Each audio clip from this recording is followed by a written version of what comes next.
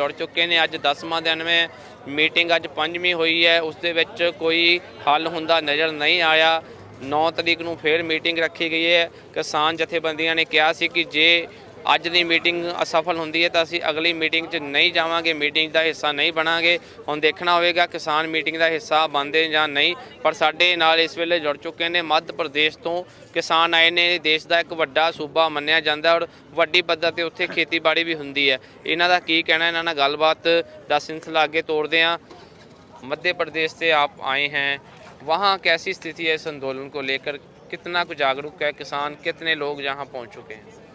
देखिए, ये जो लड़ाई थी किसानों की, इसमें जो सबसे पहले जो जागृति पैदा की है वो हमारे पंजाब के किसानों ने की है। और आज मैं समझता हूं पंजाब के किसानों ने पूरे देश के किसानों को आह्वान किया है कि ये गुरु गोविंद सिंह जी की सेना है और इसमें आप शामिल हो जाओ। क्यों? क्योंकि अन्याय के खिलाफ हमें लड़ना है।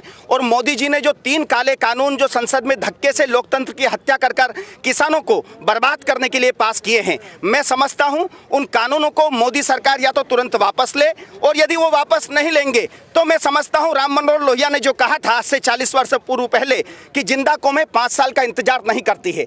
मोदी सरकार को ये अच्छे से समझ लेना चाहिए कि अगर ये कानून वापस नहीं होंगे तो मोदी सरकार को मैं समझता हूं किसान उखाड़कर संसद से बाहर फेंक देगा। और जिस तरीके से मोदी सरकार तारीख पे तारीख देने का काम कर रही है, मैं समझता हूं वो अन्याय पे अन्याय करने का काम कर रही है। और गीता में भगवान कृष्ण ने ऐसे लोगों के लिए कहा है कि हतो व प्राप्स्यसि स्वर्गम जित्वा व भोक्ष्यसे महिम, कि हम किसान आज यहाँ मरने के लिए तैयार हैं अपने न्याय के लिए। अगर मोदी सरकार हम पर आक्रमण करेंगे, हमारे रास्तों में गड्ढे खोदेंगे, अगर वो हमारी राह का रोड़ा बनेंगे, तो हम भगवान कृष्ण के वचनों का पालन करते हुए हम मरने के लिए तैयार हैं। लेकिन हम अहिंसक रूप से लड़ाई लड़ेंगे और जीतेंगे। अगर जीत जाएंगे तो हमारे किसानों को मैं समझता हूं उनको उनके जमीनों का अधिकार मिलेगा। अगर हम जीतेंगे तो मैं समझता हूं हमारे किसानों को उनकी उपज का दाम मिलेगा, और हार जाएंगे तो स्वर्ग का उपभोग करेंगे। लेकिन हमारा ये विश्वास है, क्योंकि ये गुरु गोविंद सिंह जी की सेना है, ये कभी हार नहीं मानती है, ये कभी पीछे नहीं हटती है। और मोदी को अच्छे से समझ लेना चाहिए कि मोदी का पाला अब कमेरे वर्ग से पड़ा है और मोदी जी लुटेरों के नेता हैं। अंबानी और अडानी की जेब में बैठकर वो आज देश को लूट रहे हैं। और ये सिर्फ पंजाब के किसानों का मामला नहीं है, ये पूरे देश के किसानों का मामला है। और पंजाब हमारे भाई की तरह है,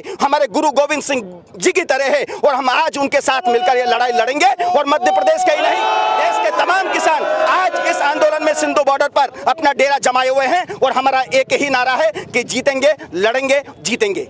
भारत बंद का भी सद्दा दिया गया है, उसमें मध्य प्रदेश में कितना बंद का असर होगा? आप कितनी संख्या में किसान पहुंचे हैं यहाँ? देखिए, मैं तो पर्सनली, हम तो अभी 2 लोग आए हैं, लेकिन हमारे जो किसान हैं वो अलग अलग टुकड़ों में हजारों की संख्या पे यहाँ पर आए हुए हैं। और दूसरी बात, हम मध्य प्रदेश से तमाम लाखों किसान आना चाहते हैं, लेकिन वहाँ भी भारतीय जनता पार्टी की सरकार है और वो सरकार वहाँ किसानों को दबा रही है। यूपी और मध्य प्रदेश के बॉर्डर पर वहाँ पुलिस बल के तहत उन किसानों पर डंडी और लाठे से उनको मारा जा रहा है, उनको डराया धमकाया जा रहा है ताकि किसान घर से ना निकले। मैं समझता हूँ, लेकिन इस तरह का जो अन्याय मोदी सरकार और भारतीय जनता पार्टी कर रही है वो बिल्कुल अंग्रेजों के जमाने की तरह है। और मैं जानता हूं और आप भी जानते हैं, हिंदुस्तान जानता है कि संघ का इतिहास गद्दारी भरा वाला रहा है। हम भगत सिंह के लोग हैं जो क्रांति में विश्वास करते हैं, हम भगत सिंह के लोग हैं जो अन्याय के खिलाफ लड़ना जानते हैं। और मोदी जी को अच्छे से समझ लेना चाहिए, हम सावरकर नहीं हैं, हम भगत सिंह हैं। और हम क्रांति लेकर आएंगे और लोकतंत्र बचाएंगे, और हर उस अंतिम व्यक्ति तक मैं समझता हूं न्याय दिलवा कर रहेंगे, जिसके लिए हम आज किसान इस देश के दिल्ली के अंदर, दिल के अंदर सिंधु बॉर्डर पर लड़ाई लड़ रहे हैं। आज मीटिंग में फिर कोई फैसला नहीं हुआ, 9 को फिर मीटिंग है, लगता है आपको कोई फैसला होने वाला है? देखिए, मोदी बहुत अहंकारी व्यक्ति हैं, मोदी बहुत पाखंडी व्यक्ति हैं। मोदी ने इस देश को राम के नाम पर लगातार लूटा है। और मोदी और भारतीय जनता पार्टी का एक ही सबसे बड़ा सत्य है कि रामा रामा हरे हरे और अंडे खाओ खड़े खड़े। ये लोग जो है वो चरित्र से, मैं समझता हूँ इनका जो विचार है वो मेल नहीं खाता है। और मोदी के इस चरित्र को आज पूरा देश समझ चुका है। और मैं समझता हूँ, मैं तो मोदी जी से कहूँगा कि यदि वो अपना भला चाहते हैं तो अब मौका है, मैं समझता हूँ झोला उठा के चल दो, नहीं तो ये देश का जो किसान अब जाग गया है वो अब जबरदस्ती व्यक्ति उठाकर इनको संसद के बाहर फेंक देगा। क्यों? क्योंकि राम मनोहर लोहिया ने कहा था कि जब सड़कें सूनी हो जाती है तो जो है वो सत्ता जो है, संसद जो है वो आवारा हो जाती है। और आज ये प्रधानमंत्री हमारा पिछले 2014 से आवारा हो गया था, लेकिन आज सड़कें सूनी नहीं है। आज सड़कों पर किसान डटे हुए हैं लाखों करोड़ों की संख्या में। और मैं समझता हूं संसद को आवारा नहीं होने देंगे। हम मोदी को उखाड़ कर फेंकेंगे और एक बार पुनः लोकतंत्र की स्थापना करेंगे। क्यों? क्योंकि हम भगत सिंह के लोग हैं, हम समाजवादी लोग हैं, हम गुरु गोविंद सिंह जी की सेना के वो सिपाही हैं जो अंतिम दम तक लड़ेंगे और न्याय लेकर रहेंगे।